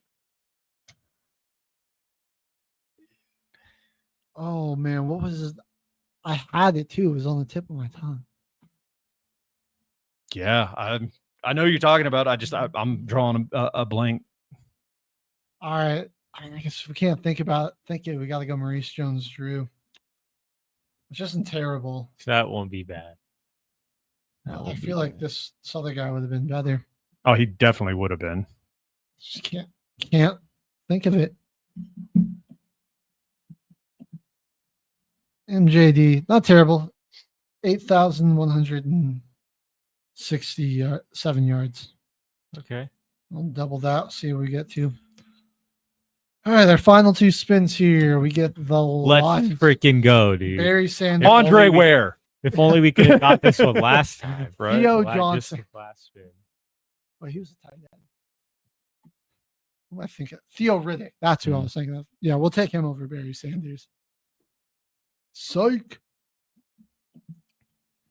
Barry will always Barry be Sanders the from Wichita, Kansas. the greatest running back. Oh, in come miles. on. Dude. I'm Really? sick of this. Do we just go Joe Mixon because we've just been like striking out? Like Mixon will at least have like 6,000-7,000 yards. I honestly might just have to go with Joe Mixon. I can't think of anyone else. How did we get the Bengals? Like I'm thinking like Giovanni Bernard, or there was that other guy like Cedric something that was there with him. Cedric Benson. Cedric Benson, yeah. They just got screens from Andy Dalton. That's like all I remember those guys doing was catching screen passes. Bro. Does anybody want to drop a yo in the chat so we can move on? This is the fourth Fred, time. Oh my God, it's Fred Taylor. That's it. Yep. Oh, Dang it, Yep. Kyle. We needed you like 2 minutes ago. Fred Taylor. I don't know like who to go with on the Bengals here. I don't think like, did anybody like I don't know. Like, why am I drawing such a blank? you just don't think of like running backs with Cincinnati. They never. Well, I'm just even trying to think of like any guys that might have only been there for like a year or something like that on the tail end of their career. Nobody's jumping to mind. This is a shot in the dark, but like I'm gonna just see if like Latavius Murray stopped there for. And You know, that might be your guy I here. think Cedric Benson would have had more rushing yards still than Murray. I'd say just go Cedric Benson, honestly. yeah, he wasn't there anyways. He was on the Ravens for a little bit. We just Cedric Benson. Screw it. Yeah. This is a rough one to end it on, but There was a running back that was playing there when Ocho Cinco was there. Like what is his was name? it Cedric Benson? Because he was like there from 2005 to Why can I not remember his name? 2012. Benson's not terrible. That's 6,017 That yards. ain't bad. So we'll take that. Lucas took bad time to go on the bathroom break. Seems like there was another Penn State back. Like maybe that's why I was like Kajana Carter. Like there was another Penn State back that played for the Bengals around that time that I'm just spacing on. We'll look it up at break. Yeah, we're gonna go on our final break of the show. I'll add up our totals, and when we get back, we'll find out if we had beaten the challenge or not. And then we're gonna get into our Week 3 NFL picks. So don't go anywhere. You're watching till the final whistle here on Military Broadcast Radio.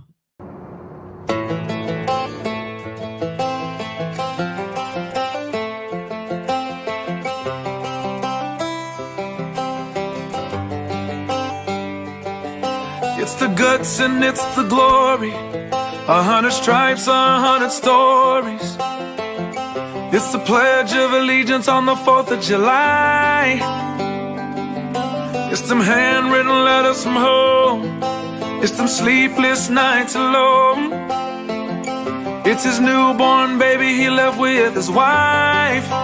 Mr. Red, White, and Blue, lay down, here's a line. Mr. Red, White, and Blue, for these stars and stripes. Hey.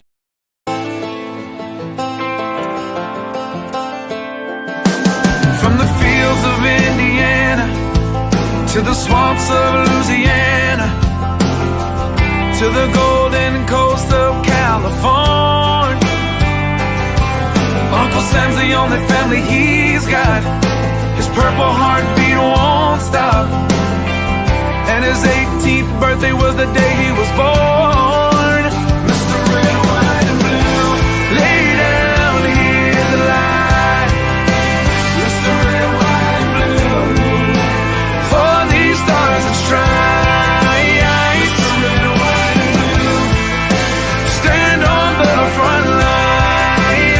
Mr. Red, White, and Blue, pay the ultimate price. Oh.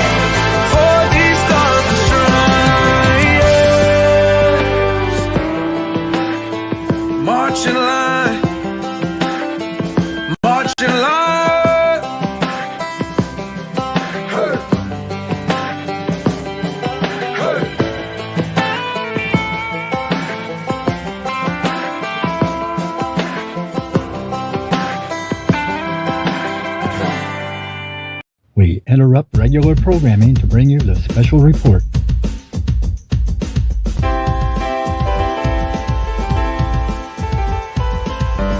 Somewhere little children cry as their parents say goodbye, bound for a land far away. When they'll return they just can't say, to this place where wise men walked, in a world where men won't talk. Can't help but see the irony, making war to keep the peace. Oh God, I hate this whirling dust. Don't wanna be here, but I must. Lord, I do not want to die, and that's the reason why I'm trusting in the sentry in the sky.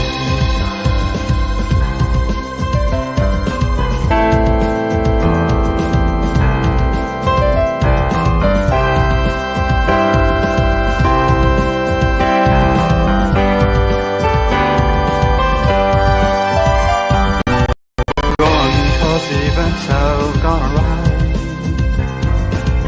Can't change the world, but I've gotta try. Under eastern stars I pray, keeping low and hoping for better days. Oh God, I hate this swirling dust. To you, my love, I miss you much. Wipe a tear from your eye, I'll see you by and by, 'cause I'm trusting in the sentry in the sky. I'm trusting in the sentry in the sky. I'm trusting in the sentry. I'm trusting in the sentry in the sky.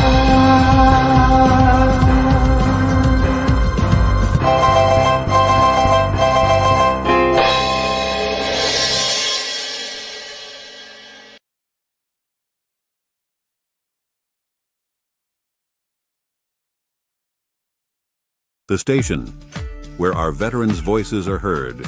MBR Talk. Hey, thanks for supporting our channel by watching and listening. Find us on the web at mbradio.us. You are looking live at Till the Final Whistle, and the boys got the breakfast sandwiches. It's going to soften the blow, everyone, because we did not complete the challenge. We didn't make it. We got 237,000. 348. So breakfast sandwiches from friend of the show, Crown Royal Burger. So thank you. Thank you very much. Potential new sponsor up Till the Final Whistle. This is a pretty insane looking breakfast sandwich here. Come on now. Come on now. Delicious. Sausage patty in there. And it's got God. the eggs, cheese. The green screen's kind of deleting a little bit, but yeah, it's absolutely friends of the show. You get it. You give us food, and no, we're happy campers here. You never forget about Dunkin' Donuts and Jersey Mike's also. But just add to the list of great people that want to feed us while we talk some sports in the morning. Appreciate it a lot, man. Because waking up at 4:30 in the morning, I'm like, do I even want to get food at my house and wake everybody up? No, I'm straight out the door. That's amazing. Oscar Burger. Doctor's Burger. But we did not complete our challenge this week. But we got our pool, PickEm pool, where Joel H-Train is 25-7 through 2 weeks, using ChatGPT to make his picks, and he's kicking our asses. Leading the way, man. He's kicking our asses. I had a bounce back week. I went 12-4 he's in my games. He's kicking your ass. I'm right on his tail. I'm 23-9. Me and Mohawk chasing him and Jimmy Covers, who's in second place at 24-8. Lucas is 22-10. Whoop whoop. We got K-Man 21-11. So it's a pretty tight race. Kyle joining in with us this week. So he's 11-5. We're gonna so he's basically 22-10. We're gonna just say he was 11-5 last week. We'll double his. And then we got Biorinic. My dad forgot to get his picks in, so he's 11. He has to stay at 11-5. He doesn't get to be doubled. He had a chance to pick. Joel, you might lose in our fantasy, but you might win in the pick'em.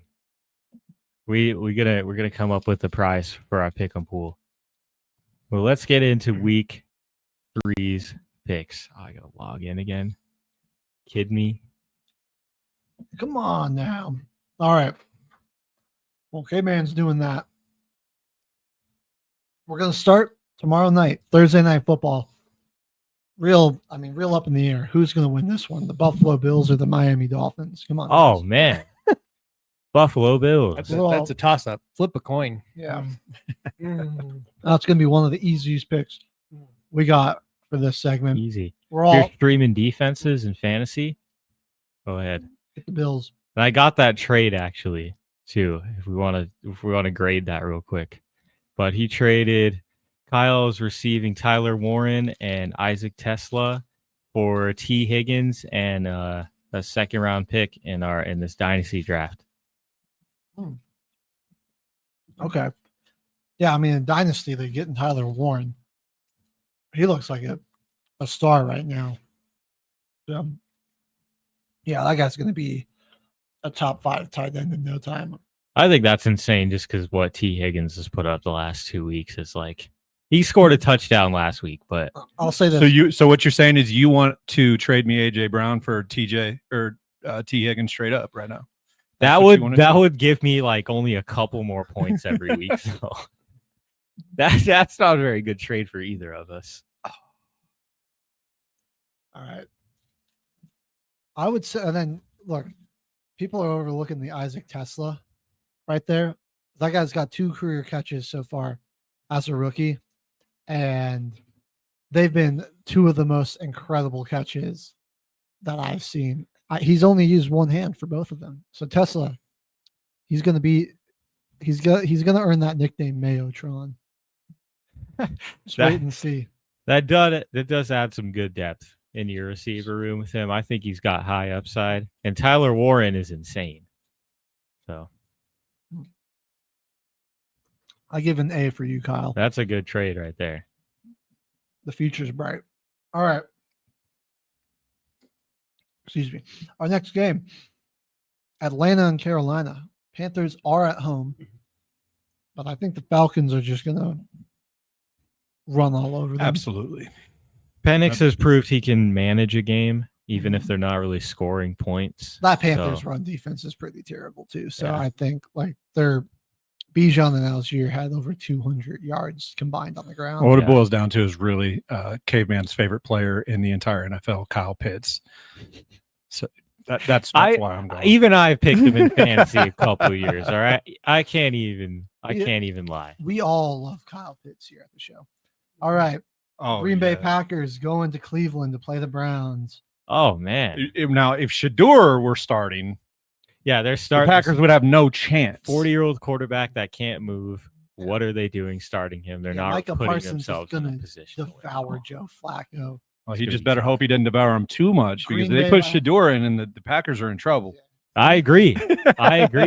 Green Bay by 30. All right, we got Jacksonville, Houston. Houston cannot afford an 0-3 How ugly was that loss? Like, how did Jacksonville lose that game? Brown. It's a competition of who wanted to lose more. That Burrows goes out. Game. Browning comes in, throws 3 picks, and somehow Jacksonville still loses that game. Yep. I am taking them this week though. I'm taking Jacksonville though. You guys going Houston? I'm going Houston. I don't think all right. Can afford to start. What's the word? 0-3. I'm taking Jacksonville. I don't know. Houston's got a much better defense, and with how scared Brian Thomas Jr. is going to be playing, this is going to be a really boring game. First and foremost, I don't think it's going to be very entertaining. But Houston secondary and just their whole entire defense is insane. It's probably this might be like 9-6. I can see some points getting put up there. Like Jacksonville's got a solid defense too, and that Houston O-line, which is their biggest weak point, Jacksonville has some guys that can attack it. So I don't. And a division game too. It's gonna be scrappy. But I am going Houston. Minnesota and Cincinnati. Now this game over under on that game is 44.5. Like I think there's gonna be some points scored in that game actually. Anyway, so what game are we on now? Cincinnati, Minnesota. This one's intriguing, man. Because I just don't know how I feel about McCarthy. McCarthy's not playing this week. It's gonna be Carson Wentz. Okay, that actually give me Minnesota. Oh yeah. There you go. Yeah, he's out. Right. Yeah, McCarthy both teams turf toe also. Both teams playing backup quarterbacks, but Minnesota has the better backup quarterback in this. Carson Wentz is the GOAT. I don't care. Love that guy. I mean, I'm sure Justin Jefferson is very happy that Carson Wentz is going to be a quarterback that can throw to the left side of the field. That's what somebody pointed out to me. You go watch JJ, his college tape and everything. He is not comfortable throwing it to the left side of the field. He won't do it. See what the line on that game is. Pittsburgh, New England, Patriots hosting the Steelers. Give me the Patriots in that one. Yeah. Week 1 was a liar for the Steelers. And they had an insane the Jets and the Steelers both looked Drake like May is crap. looking like he's coming along. Steelers defense has been struggling too. And both of my brother-in-laws are big Steelers fans, so definitely give me the Patriots. On their hell. Wow, that's awful. All right, here's going to be one of my big upsets of the week. I'm going to take New England. We got LA going to Philly. The Rams taking on the Eagles. Oh man, give me the Rams. Give me the Rams. Like actually, like wait a minute. How can all three of us be like that? We see the trap. All right, I'm going Philly. I'm going Philly then. I gotta put some distance. That's not a bad pick either. I'm going Philly. I just think that it could be we could get. I do like the Rams though, but I'm going my official pick. I'm going. I'm just saying that kind of carved up the Eagles secondary. I just think Stafford with Nakua and Adams, man. I don't know. That Eagles secondary is not as good. They dominated the Chiefs because they've got nobody to throw the football to. I just think like Jalen Hurts has completed 2 passes of more than 10 yards. Yeah, was he averaging like 100 yards a game? Yeah, but they're 2-0. No, I mean, get this stat. Jalen Hurts, he's completed 2 passes of 10 plus yards. That's as many as Tyrod Taylor has. Tyrod Taylor's thrown 11 passes this season, so some struggles there. Speaking of Tyrod Taylor, might be quarterback in the New York Jets as they go down into Tampa Bay. Did something happen to Fields? He's on concussion protocol. He's in concussion protocol. Really? So yeah, I got banged up against the Bills. I gotta go. 3 points Tampa. from the man. 3 points. Gotta go with Tampa. It was enough to beat me, so I don't want to hear the crying. You got Bucky Irving and Bucky Irving, Rashad White in fantasy football this week. Start them because the Jets got absolutely ran over by the Bills, and I think Tampa will likely do the same thing. I said it before the season. Tampa, I don't believe they're going to win or come out of the NFC for the Super Bowl, but I do think that they're going to finish the season as a number 1 seed.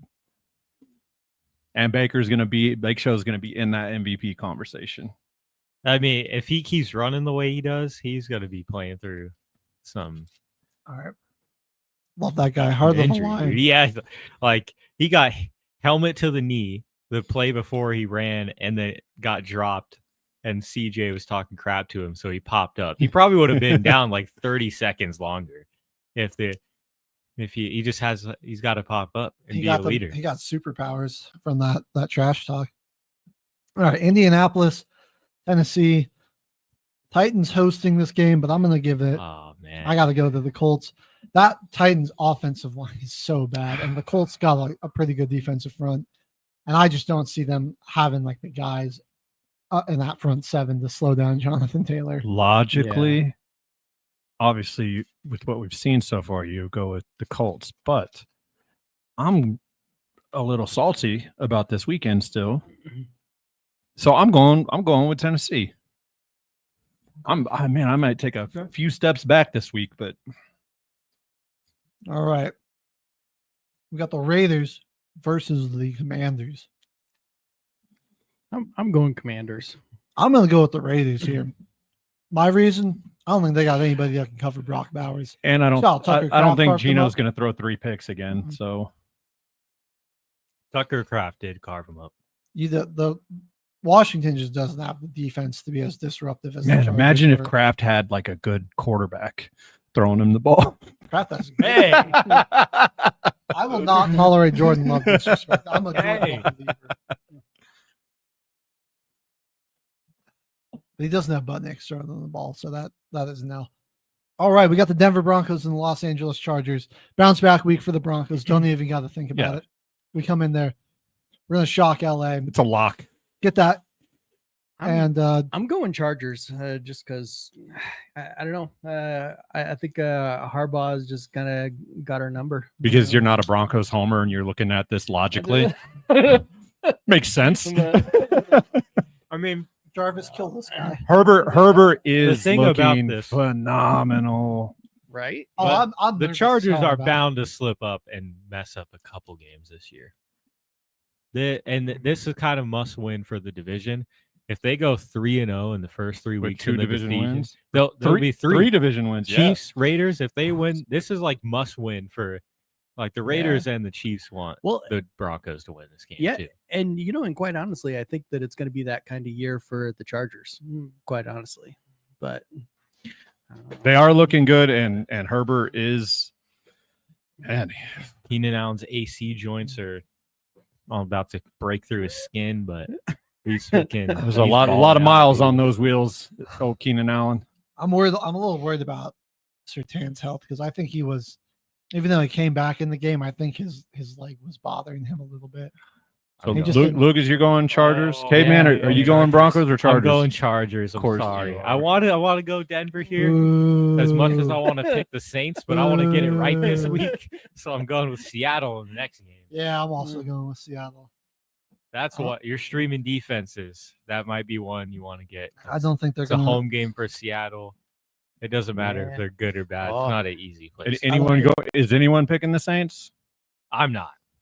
If he's I'll not, dap you up if you do. If you do, I'll dap you up. But All right, we got the Dallas Cowboys versus the Chicago Bears.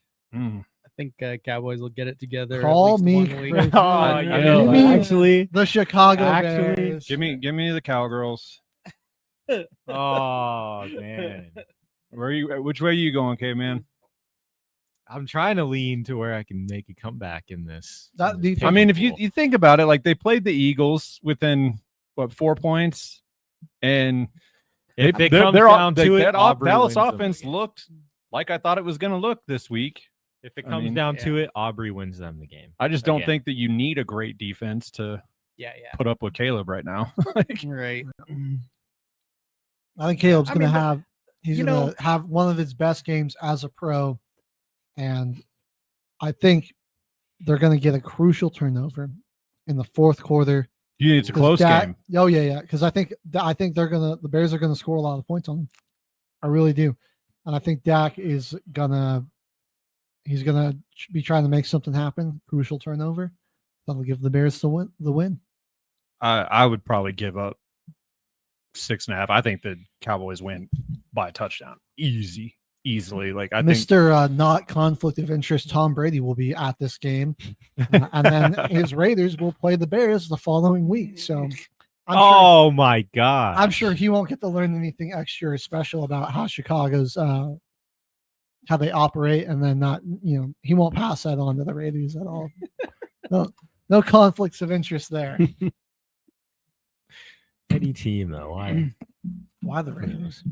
We got Arizona. Brady's cheating. Are we surprised? Niners. Arizona going to San Francisco. Yeah, I even believe with in Mac Mac Jones, man. the Cardinals are huge. They're the most Kyler fraudulent Murray- 2-0 team. out Kyler there. Murray's playing pedestrian numbers.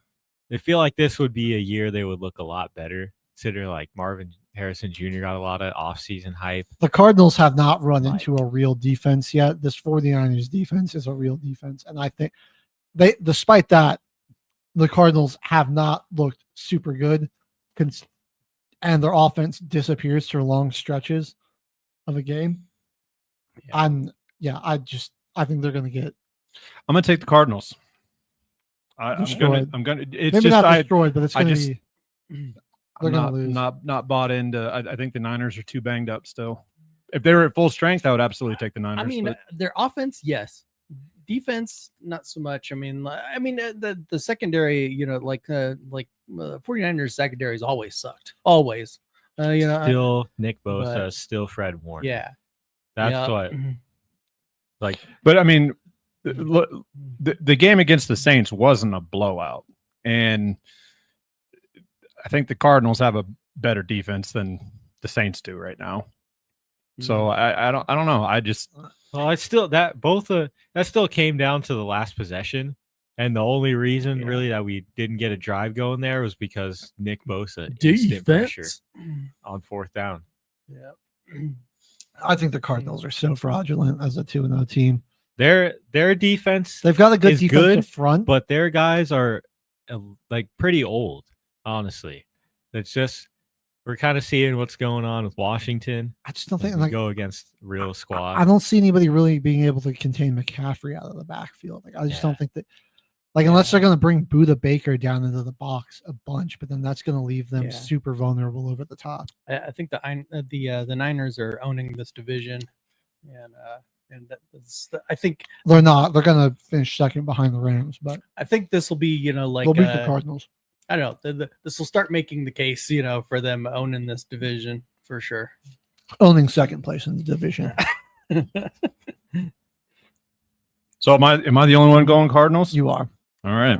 And I'm going Giants. I mean, no, I'm kidding. I'm going to go with the Chiefs. I don't think there's a lot of season left, to create some separation. So Kansas City, New York is our nightcap. New York Giants. Why they thought this would be a good game to put on. Maybe it will. I mean, no, it won't. And this is the games that like these networks need to flex. Like, come on, get this out of here. This is one you should have put later in the season because I think they can't flex it until like a certain. They don't have time to. Probably, I think I did hear that it's probably until like week 6 or something. Yeah, they don't have like the time to actually. There's certain games that are to be decided still on some schedules. Yeah. So this one should definitely get flexed, but I don't know. Russell Wilson just threw for 450 yards. Will he do that against his Chiefs secondary? I doubt it. Nope. But I mean, I'll be rooting for the Giants, but I'm not picking them. This is a pretty easy get back win for Kansas City here. Yeah, I got to go Kansas City. I mean, that defense might be able to give the Chiefs some problems, but Mahomes is just too creative. I just can't see them. I'll tell you what though, that like Mahomes has just had no help, and he's just been running the ball way more than he normally does in the regular season already. He might want to be careful about running around with that New York defensive line. Like the last thing in the world the Chiefs need is to have Mahomes get hurt early in the season. Man, I definitely see the possibility for an upset, but it's the Giants, and they'll find this. I think this game will actually be closer, whether it's an entertaining close game or just that's kind of both offenses get stifled, which I could see happening. I think New York finds a way to lose this game more. That's what the last couple of years Chiefs have been. Like they play up or down to whatever competition they're playing. So I think it'll probably be a pretty close game, but definitely everyone, I think, picking Chiefs. Yeah. All right. Baltimore, Detroit. I'm on the Ravens here. Just they got the home field advantage. I think Detroit is back. I mean, their offense is it's fine. Baltimore's in God mode right now. Like they are so good. And Lamar Jackson looks just downright unstoppable. Lamar looked really good. He was throwing touchdowns to their guys. He has played flawlessly the first 2 weeks of the season. Yeah. There isn't a single thing I could take that I could look at his game and be like, yeah, that's not so great. The first 2 weeks of the season, he's been fantastic. I mean, losing that game against Buffalo, I mean, I don't know what more he could have done. Right. Detroit did look good this week. Like it was good to see that. I think this is gonna Goff has arrived. Yeah. When we get to our tiebreaker, I mean, I'm gonna put this one pretty high. I've got it I got it like 70 points for my tiebreaker. It's going to be a high scoring game for sure. It's going to be a high scoring one. Now, and this is exactly what I would say, you know, like what we were talking about earlier about those traps, like the over-unders in the betting world. Everyone's going to be betting this is a high-scoring game. There's money to be made betting it under. I'm going to go that this game, total points, I'm going to say 44. Okay. Going 70. Okay. That's how low I think it will be. I'm not going too high. I'm kind of going in the middle at like 56. I think this game's going to be a shootout, and so you know, as good as these defenses, you know, are, I think these quarterbacks are just going to carve up, you know, like both defenses. Right. That's what I think. Is the offensive line for the Ravens is going to do a pretty decent job containing. I think Baltimore's Hutchinson offense, or their defense rather, operates better when they when they play man to man. And I think that when they play zone, and I think that's just what Amon-Ra St. Brown is really good at exploiting. So another big game for him this week, I believe. Yeah. But we've run over, so we gotta we gotta get off the air. We're 3 minutes over, but thanks so much to everyone for sticking with us on this another edition until the final whistle. We'll be back on Tuesday for episode 2 of the Football Frenzy. Till then, take care, everybody, and we will see you next week. Ladies and gentlemen, thank you for tuning in to Military Broadcast Radio. As we wrap up today's show, we want to remind you that the podcast of today's episode will be available right after we go off the air.